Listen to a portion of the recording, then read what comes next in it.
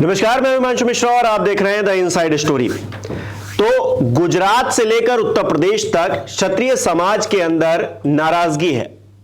Bharatiya Janata party को लेकर यह नाराजगी है और क्योंकि अब दिन बहुत कम बचे हैं, पहले फेज का मतदान 19 तारीख को होना है, एक हफ्ते पहले लगभग हम ये बात कर रहे हैं। तो ऐसे में क्या होने वाला है क्षत्रिय समाज को लेकर, जो परिस्थिति बन रही है, क्या उससे भारतीय जनता पार्टी को नुकसान होने वाला है, इसको लेकर आज चर्चा करेंगे। डॉक्टर संजीव त्रिवेदी जी वरिष्ठ पत्रकार हमारे साथ हैं। संजीव जी, गुजरात से लेकर उत्तर प्रदेश तक जो स्थिति बन रही है, जो तमाम नेता हैं कि आपने इनको टिकट नहीं दिया, इनको क्यों दे दिया, इन्होंने ऐसा क्यों बोल दिया, ये जो परिस्थिति बन रही है भारतीय जनता पार्टी, एक वैक्यूम जो क्रिएट हो रहा है, इसका नुकसान तो नहीं उठाना पड़ जाएगा आगामी चुनाव में, जो कुछ ही दिनों में शुरुआत है जिसकी, पहले चरण की? आपने दो प्रदेशों का नाम लिया, गुजरात और उत्तर प्रदेश, लेकिन एक बहुत महत्वपूर्ण प्रदेश जहां पर इस समस्या से वहां के नेताओं को दो चार होना पड़ रहा है, वो है राजस्थान।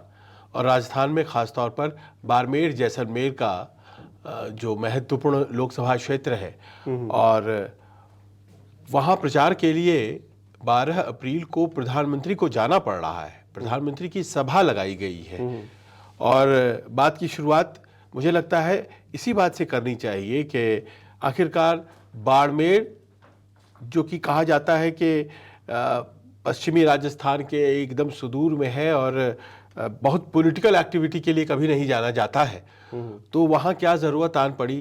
कैलाश चौधरी, जो कि केंद्र में राज्य मंत्री हैं मोदी कैबिनेट में, वो वहाँ से प्रत्याशी हैं, सांसद भी हैं, और उनके समर्थन में जाना पड़ रहा है। तो बात वहाँ से शुरू कर सकते हैं और फिर बात उत्तर प्रदेश भी और गुजरात भी। और आपको हम बताते चले कि बात वहाँ से शुरू करने की सबसे बड़ी वजह यह है कि मात्र एक 26 साल के नौजवान ने, रविंद्र सिंह भाटी जिसका नाम है, उसने रातों की नींद हराम कर दी है सत्ता पक्ष के लिए। भारतीय जनता पार्टी वहाँ शासन में है और वहाँ मुख्यमंत्री कैंप कर रहे हैं, उप मुख्यमंत्री जो कि दिया कुमारी हैं और दूसरे हैं, वो सब पहुंच रहे हैं। वहाँ पर बड़े बड़े फिल्म स्टार्स और उनकी सभाएं लगाई जा रही हैं, और उसके बाद अब तो देखिए कि खुद प्रधानमंत्री ही जा रहे हैं। सोचिए, 543 में से एक सीट ऐसी है जिस पर इतना एफर्ट डाला जा रहा है। क्या है उसकी वजह, और जो वहाँ से उम्मीदवार निर्दलीय उतर गए हैं, उनका क्या इतिहास है, भारतीय जनता पार्टी से क्या उनका है, जरा दर्शकों को समझाइए। देखिए, क्या है कि राजस्थान में और उत्तर प्रदेश में ये एक नई बात उत्तर प्रदेश में सामने आई, हालांकि ज़मीन पर तो बहुत दिनों से थी। जो राजपूत और जाट, ये जो दो जातियां हैं, उनके बीच एक मैत्री का और तनाव का संबंध है और ये सदा से रहा है। इसको इस तरह से आप देखिए कि राजपूत समाज, क्षत्रिय समाज शासक समाज में आता है, उसकी गिनती होती है, और वो चाहे बात गुजरात की आप करें, बात राजस्थान की करें, या फिर बात आप उत्तर प्रदेश की करें, वो कई रजवाड़ों में वो एक लोकल राजा के तौर पर ही देखे जाते हैं रादर।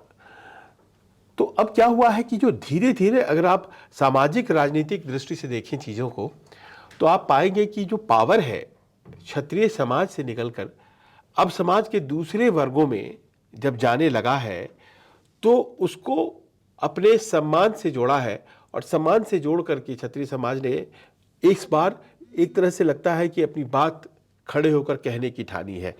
इसको नहीं भूलना चाहिए कि क्षत्रिय समाज से बड़े बड़े नेता केंद्र सरकार में भी मंत्री हैं, उत्तर प्रदेश जैसे बड़े राज्य के मुख्यमंत्री हैं, लेकिन ऐसा लगता है कि स्थानीय स्तर पर अचानक से जो पावर एलीट का जो कैरेक्टर है वो बदल रहा है। बाड़मेर की आप बात कर रहे हैं, बाड़मेर में कैलाश चौधरी बड़े नेता माने जाते हैं, और मुझे याद है अभी जब चुनाव हुए थे, राजस्थान नतीजे आए थे, तो ये खबरें भी चली थी कि क्या कोई जाट नेता पहली बार मुख्यमंत्री बनने जा रहा है राजस्थान का।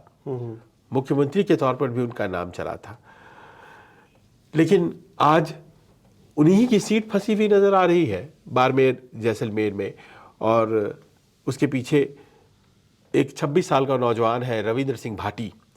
देखिए, रविंद्र सिंह भाटी का जो इतिहास है वो बड़ा ही छोटा है। 2019 में सक्रिय तौर पर राजनीति में आते हैं वो।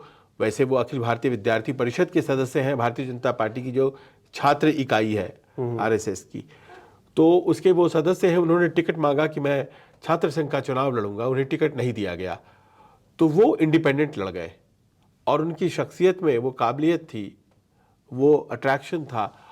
पहली बार यूनिवर्सिटी, जो व्यास यूनिवर्सिटी है वहाँ का, उसके 57 सालों के इतिहास में पहली दफ़ा कोई इंडिपेंडेंट जीता और उसका नाम रविंद्र सिंह भाटी था। 2019 में कुछ इस तरह का वाकया हुआ और फिर वो लगातार छात्र राजनीति में बहुत सक्रिय हुए। विधानसभा का घेराव करना और कोरोना के काल जो छात्रों को मुश्किल आई, उन सब मुद्दों को उठाना, फीस माफ़ करवाना।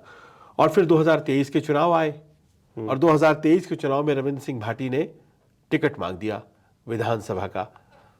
अब एक छात्र नेता के लिए टिकट मांग देना, जो यूनिवर्सिटी का चुनाव जीता है, वहाँ बैठे तमाम कद्दावर जो भारतीय जनता पार्टी के नेता थे उनको नाराज़ वो हो गए और उनको लगा कि ये कैसे मांग रहा है टिकट। उन्होंने इस बात का विरोध किया और रविंद्र सिंह भाटी को टिकट नहीं दी गई।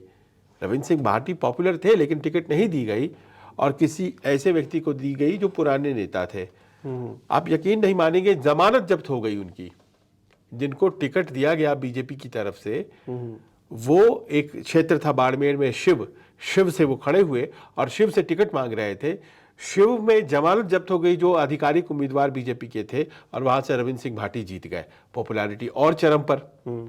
और उसके बाद फिर से अब ये लोकसभा का चुनाव आ गया, फिर से उन्होंने बाड़मेर जैसलमेर से टिकट मांगा कि हमें आप दीजिए टिकट, क्योंकि लोग हमसे जुड़ रहे हैं। और बाड़मेर जैसलमेर के मुद्दे जो है वो आप केवल पर्यटन की दृष्टि से देखते हैं उस क्षेत्र को। वहाँ देखते हैं आप बड़े बड़े विंड मिल हैं लगे हुए, लेकिन उन विंड मिल से पैदा हो रही बिजली वहाँ के किसानों को नहीं मिलती है। जो पर्यटन का क्षेत्र है, मात्र 40 किलोमीटर का दायरा है जैसलमेर का, उससे आगे पर्यटक नहीं जा सकते हैं। अगर आप बढ़ाएंगे नहीं उसको तो फिर पर्यटन जितना है अभी उतना ही रह जाएगा और वहाँ उससे लोगों का काम नहीं चलेगा। रिफाइनरीज चाहिए, फैक्ट्रीज चाहिए, जो नहीं है। तो इन सब मुद्दों को उन्होंने उठाया और उठाते हुए उन्होंने लोकसभा की टिकट की मांग की भारतीय जनता पार्टी से। भारतीय जनता पार्टी ने फिर नहीं दिया, क्योंकि कैलाश चौधरी केंद्र में मंत्री है, मोदी सरकार के मंत्री है, वो वहां से प्रत्याशी, वो फिर इंडिपेंडेंट लड़ गए। और वो जो इंडिपेंडेंट लड़े हैं, आप ये समझ लीजिए कि इस तरह का हुजूम वहां बन रहा है। 4 अप्रैल को उनका नामांकन था और वो दृश्य अपने आप में गजब थे, जो लोग जमा हुए थे उनके नामांकन में। और इतना ही नहीं, वो अब दूसरे प्रदेशों में जा रहे हैं। जो बाड़मेर जैसलमेर के लोग दूसरे प्रदेशों में रहते हैं, जैसे गुजरात में रहते हैं, महाराष्ट्र में रहते हैं, वहां जाकर के उनका वोट मांग रहे हैं। वो उन्होंने नई रणनीति तैयार कर ली है। हाँ, मैंने देखा, तस्वीरें देख रहा था, वो गुजरात में अपना, मुझे तो लगा शक्ति प्रदर्शन कर रहे हैं क्या वहां जाकर। वो अहमदाबाद पहुंच गए। हाँ, कि बीजेपी को दिखा रहे हैं। नहीं, देखिए क्या है कि वो जो स्थिति है बाड़मेर की, कि लोग अगर बाहर ना जाएं तो वहां की अर्थव्यवस्था चल नहीं पाए। लोगों को बाहर से जाकर के कमा के लाना पड़ता है और फिर पोस्टल इकोनॉमी जैसी स्थिति होती है ना, लोग जाते हैं बाहर, उसके बाद घर पैसे भेजते हैं। तो बाड़मेर जैसे इलाकों में बहुत ज़्यादा विकास नहीं हुआ, ये हकीकत है। तो ऐसे में बहुत से लोग प्रवासी हैं, उन प्रवासियों की सभा कर रहे हैं। वो जा रहे हैं अहमदाबाद, वडोदरा में बहुत बड़ी सभा हुई है, सूरत में बहुत बड़ी सभा हुई है, फिर वो महाराष्ट्र में प्रवेश कर गए और महाराष्ट्र में बहुत बड़ी सभा हुई है उनकी। और सब जगह से लोगों को बुला रहे हैं। और 2:30 बजे रात में जब वो गुजरात महाराष्ट्र बॉर्डर पे पहुंचे, वहां पर हजारों हजार लोग उनका इंतजार कर रहे थे। तो एक दीवानगी कभी कभी हो जाती है किसी नेता के प्रति। और वो युवा है, मतलब, और बोलते हैं जिस तरह का उनका लहजा है बोलने का, वो भी हर जगह राजस्थानी बोल रहे हैं। हाँ, और वो आक्रोश और वो चीजें उनके मतलब बोली में एक नेता की नजर आती है जब लोग जिससे अट्रैक्ट होते हैं। हाँ, और मतलब वो सत्ता के खिलाफ एक बगावती जो संघर्ष होता है, लोगों को अच्छा लग रहा है कि कम से कम हमारी बात उठाने वाला तो कोई है। ये जो ढर्रे पर चल रही राजनीति है उससे इतर कुछ हो तो रहा है, लोग उनके साथ जुड़ते चले जा रहे हैं। और यह आंदोलन जो है इतना बड़ा हो गया है, मैंने सुना है कि लोग, अब ये तैयारी चल रही है, वहाँ सनी देओल जा रहे हैं, वहाँ पर बाबा बागेश्वर उनका कार्यक्रम लगाया गया है, स्मृति ईरानी का कार्यक्रम लगाया गया है, योगी आदित्यनाथ का कार्यक्रम लगाया गया है, सब एक क्षेत्र में। और आने वाले दिनों में राजनाथ सिंह जी का भी कार्यक्रम लगने जा रहा है। चुनाव जीते ना जीते, लेकिन अपना कद जो इन बातों से उनका बढ़ रहा है, वो अब सिर्फ एक क्षेत्रीय नेता के तौर पर नहीं, वो राष्ट्रीय राजनीति में अब जाने जाएंगे कुछ वक्त में। हाँ, ये युवाओं नजर की आ रहा है। आवाज बन गए ना। हाँ। अब देखिए, एक और बड़ी इंटरेस्टिंग चीज हुई है, उनकी बात खत्म करें तो उसके पहले ये कि विधानसभा चुनाव जब लड़े तो उन्हें सेव छाप मिला, क्योंकि भाई निर्दलीय उम्मीदवारों को तो वही छाप मिलता है जो बच गया। तो आखिर में उनको अलॉट होता है सिंबल, तो उनको सेव छाप का सिंबल अलॉट हुआ और बैलेट नंबर 9 उनको मिला। और ये अजीब संयोग है, वहां के लोगों में बहुत चर्चा है कि इस बार भी जब वो चुनाव लड़ने जा रहे हैं तो उन्हें फिर से सेव छाप मिल गया है। अच्छा। लोकसभा चुनाव में भी जो बचे हुए सिंबल थे तो उन्हें सेव छाप दे दिया गया और फिर से बैलेट नंबर 9। तो आप संयोग है कि लोगों को ये लग रहा है कि जो करामात उन्होंने यूनिवर्सिटी के एग्जाम में, यूनिवर्सिटी के इलेक्शन में दिखाया करामात, वही करामात उन्होंने विधानसभा चुनाव के इलेक्शन में भी दिखाया, और वही करामात वो लोकसभा चुनाव के इलेक्शन में भी दिखाने जा रहे हैं। अब तो देखिए कि उनका बैलेट नंबर और सिंबल भी एक ही हो गया है, और वो बेलौस बात करते हैं, खुलकर बात करते हैं, कोई देनदारी लेनदारी है नहीं। 26 साल का युवा, उसके ऊपर कौन सा आरोप लग सकता है, क्या हो सकता है। और वो कह रहा है कि मुझे मौका दीजिए। और भारतीय लोकतंत्र में इस तरह का मिजाज होता है, लोग वोटर इस तरह के होते हैं। वो क्या कहते हैं कि कभी कभी बड़े बड़े लोग जो है ना, वो पछाड़ खाकर गिर जाते हैं। इंदिरा जी को राजनारायण ने हरा दिया था रायबरेली से, वो याद कीजिए चुनाव, जिसके बाद इस देश में एक नई राजनीतिक दिशा आई थी, इमरजेंसी और तमाम बातें। तो ऐसा होता है, और लिहाजा ये एक बड़ी समस्या है कि वहाँ के छत्रियों में ख़ास तौर पर बहुत एक ऐसा लग रहा है कि जैसे बीजेपी का साथ देते देते वो उनसे दूर हो गए हैं। और वो जो एक पावर इक्वेशन है वहाँ पर जाटों और छत्रियों के बीच में, लगता है कि वो एक नाराज़गी बन करके उभर कर सामने आ गया। चलिए, ये तो एक राजस्थान के एक नेता की बात हो गई, और लंबी बात भी हो गई, और ज़रूरी भी थी, क्योंकि जिस तरह का माहौल उन्होंने क्रिएट किया है, वो दूसरे राज्यों में जा रहे हैं और भीड़ जुटा रहे हैं, ये अपने आप में एक बड़ी बात है। गुजरात में किन नेताओं को लेकर ये क्षत्रिय वाला एंगल बन रहा है, और उत्तर प्रदेश में किन नेताओं को लेकर बन रहा है? देखिए, गुजरात में तो ये भीषण होता जा रहा है। वहाँ क्या है कि मोदी जी के बड़े करीबी नेता हैं पुरुषोत्तम रूपाला, और पुरुषोत्तम रूपाला पटेल समाज से आते हैं, और वो चुनाव लड़ रहे हैं जो सीट है राजकोट की, उससे। अब ये सीट जो है वो सौराष्ट्र में है, और कहा जाता है पटेलों का गढ़ है सौराष्ट्र से वो चुनाव लड़ रहे हैं। तो चुनाव प्रचार के दौरान मार्च का आखिरी सप्ताह था, वो घूम रहे थे, उन्होंने कुछ शब्द ऐसे बोले जो कि राजपूतों को अखड़ गया। उनकी भाषा जो थी, जो शुरुआती लाइनें कुछ ये थी कि राजपूतों ने अंग्रेजों के सामने सरेंडर किया। उन्होंने ये बात कहा कि अंग्रेजों के साथ मिल गए वो, और उसके बाद वो और भी रॉ में बोलते चले गए बहुत कुछ बातें। तो जब ये बात उन्होंने कह दिया, चले आए। लेकिन आजकल आप जानते हैं वीडियो का ज़माना है, वीडियो बन गया, और फिर राजपूत समाज के बीच वहाँ पर जब ये फैला वीडियो, और इस बात को यकीन मानिए, राजपूत समाज वहाँ बहुत मजबूत है। आज पटेलों की वजह से जाना जाता है गुजरात, हकीकत है। 182 विधायकों में से 46 विधायक पटेल हैं वहाँ पर। आज की तारीख की ये स्थिति है, 25%। लेकिन वहाँ पर जो क्षत्रिय समाज है बहुत मजबूत समाज है, और रजवाड़े जो थे वो क्षत्रियों के थे। लेकिन अब राज्य जो है वो पटेलों के एक तरह से कहे नियंत्रण में है। जब इतने विधायक हैं तो उन्हें अखड़ गई ये बात, और उन्होंने मांग की, उन्होंने कहा कि इनको हटाइए, क्योंकि कुछ उनके समाज के महिलाओं के बारे में भी बयान दे दिया गया। उससे वो और ज़्यादा आहत हुए, दुखी हुए, और इस बात को लेकर के उन्होंने ये मांग रख दी भारतीय जनता पार्टी के नेतृत्व से कि साहब ऐसा है कि हम तो आपको सपोर्ट करते हैं, पर आपको ये काम करना होगा कि इनकी उम्मीदवारी आपको पीछे लेनी होगी, हटाना पड़ेगा। राजकोट से ये उम्मीदवार नहीं हो सकते, वरना हम वोट नहीं देंगे। अब वो ठहरे पुरुषोत्तम रूपाला, पटेलों के बड़े नेता और मोदी जी के करीबी भी। अब उनको कैसे पीछे ले, तो बात वहीं फंस गई है। और अब वो बात वहाँ से चलती हुई वो बाड़मेर और जैसलमेर होती हुई अब वो उत्तर प्रदेश तक पहुँच गई है। और उत्तर प्रदेश और एक तमाम क्षत्रिय समुदाय जो है उसे अचानक से मैं कुछ लोगों से बात कर रहा था, उन्हें लगा कि कभी कभी होता ये है कि आप जब मान के चलते हो कि ये तो मेरा सपोर्टर है ही, तो आप उसका सम्मान करना छोड़ देते हैं। फॉर ग्रांटेड जिसे अंग्रेजी में कहते हैं, आप उस तरह से लेने लगते हैं। तो क्या क्षत्रिय समाज के साथ ऐसा हो गया है? वो एक दिमाग में उनके बात आ गई है। अब पुरुषोत्तम रूपाला की उम्मीदवारी को अगर वो बहाल रखते हैं, क्योंकि तनाव ये है कि पुरुषोत्तम रूपाला को हटाएंगे तो वहाँ के पटेल समाज में गलत संदेश चला जाएगा, वो नाराज हो जाएगा। उनकी आबादी जो है वो 14-15% है वहाँ पर, तो उनके साथ ऐसा नहीं कर सकते। ये भी नाराज़गी है कि 14 से 18% के बीच पटेल समाज है और 25% उनके विधायक हैं। ये कैसे मिसमैच है? और फिर मंत्री भी उनके ही सबसे ज़्यादा हैं और हम लोग पीछे रह गए हैं।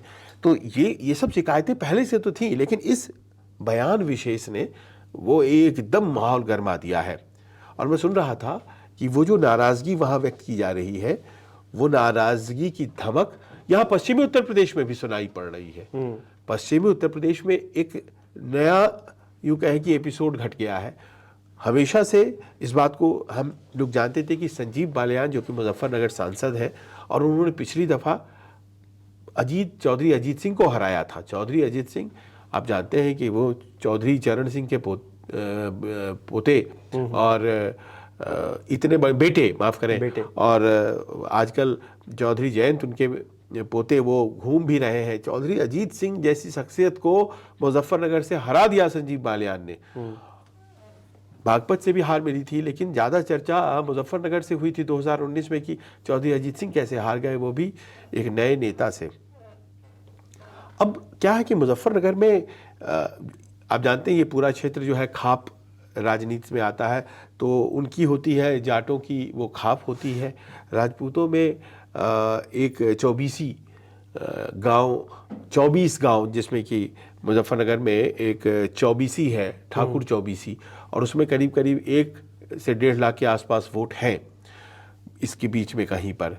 तो वो इस बात से आजकल नाराज हैं कि संजीव बालियान हमारे बारे में गलत बयान दे रहे हैं। अब भाई क्यों बयान दे रहे हैं गलत? ऐसा तो कुछ उन्होंने बोला नहीं है, कुछ बात सामने आई नहीं है, कहीं कोई वीडियो होता, कोई बात होती, ऐसा तो कुछ हुआ नहीं है। दरअसल क्या है कि संगीत सोम मुजफ्फरनगर के ही सरधना क्षेत्र से विधायक हैं। अब वो विधायक हैं और सरधना क्षेत्र में विधायक थे, वो इस बार चुनाव हार गए 2022 में। तो वो और संजीव बालियान की राजनीतिक कद ऊपर नीचे करीब करीब एक ही रहती है। वो ठाकुर समाज से आते हैं, वो जाट समाज से आते हैं। तो वो चुनाव हार गए, ये चुनाव जीतकर केंद्र में मंत्री थे, तो एक तनाव तो था ही। और उसके बाद अचानक से घटना घटी ये कि संजीव बालियान को मुजफ्फरनगर से टिकट मिल गया। संगीत सोम टिकट कोशिश कर रहे थे मेरठ से, उनकी टिकट नहीं हो पाई और टिकट दे दी गई अरुण गोविल को। रामायण के राम जी, हाँ, उनको दे दी गई टिकट। और तीसरी बात यह हो गई कि गाजियाबाद में ठाकुर समुदाय से आने वाले जनरल वीके सिंह, उनकी टिकट काट दी गई और वहाँ से बनिया समाज को टिकट दे दी गई। अचानक से जो दबा हुआ गुस्सा था वो नाराज़गी में तब्दील हो गया और सभी फैक्टर्स को जोड़ लिया गया। फैक्टर्स वो रविंद्र भाटी वाली भी जुड़ गई, रूपाला वाली भी जुड़ गई, और उसके बाद यहाँ पर ये विरोध के स्वर और पोस्टर गांव-गांव में चिपकाए जाने लगे कि भाई यहाँ पर हम जो चौबीसी हैं, ठाकुर चौबीसी, हम जो है वो सही जगह पर वोट डालेंगे। अभी तक तो आप बीजेपी को वोट डाल रहे थे, अब सही जगह पर वोट डालेंगे तो बड़ी चिंता की बात है। अब ये सही जगह कौन सी है? ये सही जगह कौन सी है? ये नाराज़गी तो योगी जी खुद आए, बुधवार को खुद आए, उन्होंने यहाँ बाकायदा मंच से एड्रेस किया कि जो राजधर्म है वो सबसे बड़ा है और हम लोगों को याद रखना है, आपस के तनाव चुनाव में याद नहीं किए जाते हैं, और जैसे संगीत सोम महत्वपूर्ण है वैसे ही संजीव बालियान महत्वपूर्ण है और संजीव बालियान की जीत को सुनिश्चित करना है। लेकिन उसके बाद भी उन्होंने उतर करके फिर बात भी की संगीत सोम से और संजीव बालियान से अकेले में बात की। जो टेंट बने होते हैं ना VIP सिक्योरिटी वाले, मंच के पीछे वहाँ बिठा के दोनों से बात की। लेकिन उसके बाद भी बयान आया संगीत सोम का कि हमारे लेवल के नहीं है संजीव बालियान, हल्की बातें करते हैं, हम सही जगह पर वोट देंगे। तो यानी कि मामला ख़त्म नहीं हुआ और बहुत सी ऐसी बातें सामने आ रही हैं जिसमें बड़ी नाराज़गी है, जैसे पुरानी बातें आ रही हैं और जिस पर कहीं ना कहीं जो ठाकुर समाज है वो नाराज़ होता रहा है। मैं आपको बताता हूँ, मिहिर भोज, जो राजा मिहिर भोज हैं, भोज डायनेस्टी के बड़े नेता, गुर्जराज प्रतिहाराज जो डायनेस्टी था उसके, तो उस पर गुर्जर समाज क्लेम करता है, क्योंकि गुर्जर शब्द गुर्जराज प्रतिहाराज, अब प्रतिहार तो राजपूत होते हैं, गुर्जर समाज, अब ये गुर्जर समाज जो गुर्जर समाज है दिल्ली एनसीआर का, वो बोलता है ये हमारे प्रतीक है, ठाकुर समाज कहता है ये हमारे प्रतीक है। अब ये लड़ाई बहुत दिनों से चलती आ रही है, ये लड़ाई बहुत दिनों से चलती आ रही है, लेकिन उनकी मूर्तियों पर अब हर जगह गुर्जर सम्राट मिहिर भोज इस तरह से जो लिखा जा रहा है, उससे ठाकुर समाज नाराज हो जा रहा है। तो ये सब बातें भी उभर कर सामने आ गई कि हमारे महापुरुषों के साथ ऐसा हुआ, किसी ने कुछ नहीं बोला। यानी कि वो एक दिन का वैक्यूम नहीं है, वो चीजें बनती आ रही हैं। हमने तो बस इतना कहा था कि आप जातीय मत लिखिए, आप सीधे लिखिए सम्राट मिहिर भोज, तो ऐसा क्यों आपने किया। अब हर जगह कम्युनिटी का मामला है, कहीं गुर्जर नाराज ना हो जाए, भारतीय जनता पार्टी उसमें इंसिस्ट नहीं करती है। हालांकि मुख्यमंत्री क्षत्रिय समाज से ही आते हैं, लेकिन कोई अगर खुलकर के वो आगे आ जाएंगे तो एक पक्षपात वाली बात हो जाएगी। तो मैं इस बात को महसूस कर रहा था कि एक धैर्य जैसी बात जो होती है बना कर रखा था। देखिए, क्षत्रिय समाज को आज की तारीख में आप उनके स्वाभिमान से जोड़कर देखते हैं। वो बहुत ही धनी हो, बहुत पावरफुल हो, वो तो ठीक है, वो अगर बहुत अच्छे आर्थिक स्थिति में नहीं भी हैं तो भी स्वाभिमान की बात जहां आती है तो वो अपनी बात जरूर रखते हैं, अड़ते हैं। और इस तरह से वो कास्ट अपने आप में अपने पूरे देश में लेकर के चलता है, और उसका फैलाव, जैसा कि हम लोगों ने बात किया, उत्तर प्रदेश, बिहार, राजस्थान, मध्य प्रदेश होता हुआ गुजरात, हर जगह है। और अचानक से ऐसा लगने लगा है कि जो नाराजगी है वो एक दूसरे से कनेक्ट होने लगी है, और इसी कारण से आग बुझाने के लिए तुरंत नेतागण, जैसे कि प्रधानमंत्री भी जा रहे हैं, मुख्यमंत्री खुद चले आए, और कोशिशें ये हो रही हैं कि ये बात हाथ से न निकले। फायर ब्रिगेड में बीजेपी के इतना मसाला है कि वो ये आग बुझा पाए, 400 पार का नारा लेकर चल रहे हैं। देखिए, अरुण गोविल का मामला तो फंस रहा है। मेरठ में ऐसे ही उनकी उम्मीदवारी जो है वो बाहरी बनाम वो वाला हो गया था। एक दूसरा ये हो गया था कि वो राम जी हैं, भगवान राम, अब वो उतरते नहीं हैं नीचे।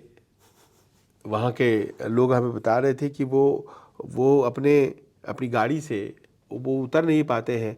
वो मुंबई की फिल्म कलाकार है दूसरी, तो वो उस तरह से वो नहीं जुड़ सकते हैं, नहीं जुड़ पाते हैं। वो शिकायत हेमा मालिनी के साथ भी रही थी, बिल्कुल। वो सनी देओल के साथ भी शिकायत रही थी। वो उस तरह से वो लोग पब्लिक मैन नहीं होते हैं। देखिए, फिल्मों में और फिल्म कलाकारों को सिखाया जाता है भीड़ से बच के रहना है, कहीं आपके चेहरे पे कुछ ना लग जाए।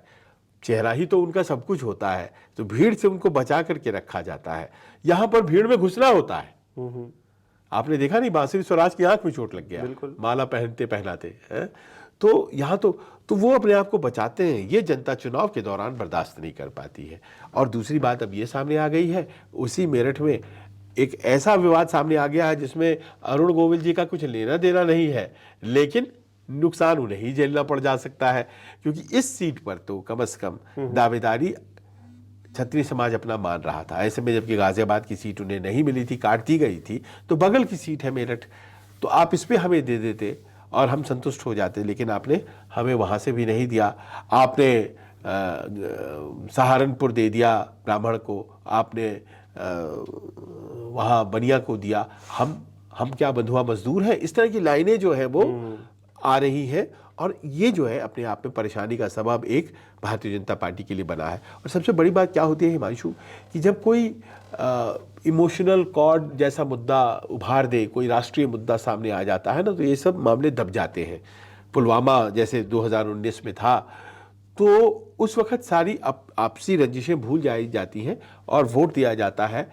इस बार समस्या ये है कि ऐसा कोई मुद्दा सामने नहीं है लोगों के, तो स्थानीय फैक्टर्स जो हैं, चाहे वो पश्चिमी उत्तर प्रदेश हो, पश्चिमी राजस्थान हो या फिर गुजरात हो, हर जगह इस तरह के स्थानीय फैक्टर्स उभर कर सामने आ रहे हैं, और उसी में आपको क्षत्रिय समाज की नाराजगी भी दिखाई पड़ रही है। चलिए देखते हैं क्या होता है, क्योंकि Gujarat to UP via Rajasthan क्षत्रिय समाज के अंदर वैक्यूम दिख रहा है, और वो वैक्यूम चुनाव से कुछ दिनों पहले ही देखने को मिल रहा है। ऐसे में ज्यादा वक्त भारतीय जनता पार्टी के पास नहीं है। जब इस दिक्कत को सॉल्व कर लिया जाए, सुलझा लिया जाए, तो ऐसे में भारतीय जनता पार्टी इसको लेकर क्या करती है, क्योंकि बड़े बड़े नेता मैदान में उतर चुके हैं।